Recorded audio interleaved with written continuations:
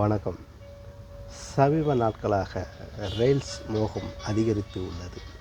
அதில் நானும் ஒருவன் என்ற அடிப்படையில் பேசுகிறேன். அதாவது ரீல்ஸ் எல்லோரும் எடுக்கலாம், அதற்கு ஒன்றும் தடை ஒன்று அல்ல.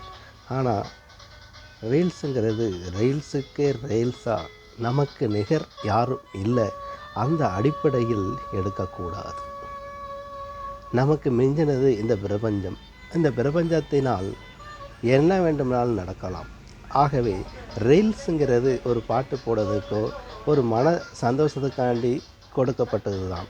ஆனால் அதை நிறைய பேர் நான் தான் ஹீரோ என்ற அடிப்படையில், நான் தான் முன் உதாரணம், நான் தான் இந்த உலகத்துக்கு தெரிய வேண்டும், நான் தான் முதல்வராக வேண்டும், நான் தான் ஹீரோ ஆக வேண்டும் என்கிற அடிப்படையில் செய்தால் எது இந்த பிரபஞ்சத்துக்கே பிடிக்காத ஒன்று. ஆக மரணம் என்பது எப்படி வேண்டுமானாலும் வரலாம். ஆகவே நிறைய பேர் இப்போ எடுக்கிற ரீல்ஸை பார்த்திங்கன்னா, ட்ரெயினில் போயிட்டுருக்கும்போது ட்ரெயினில் படுத்துக்கிடுதாங்க, மொபைல் ஃபோனை பிடிச்சிக்கிடுதாங்க.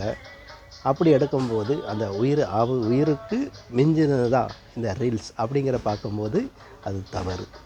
ஆகவே ரீல்ஸ் எடுக்கலாம், தவறுகள் அல்ல.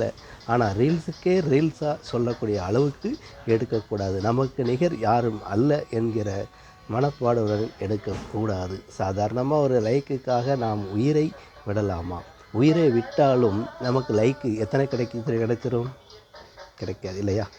அதே போலத்தான் ஏதோ வாழ்ந்தோம் போனோம் அப்படிங்கிற மாதிரி வச்சுக்கிடுங்க.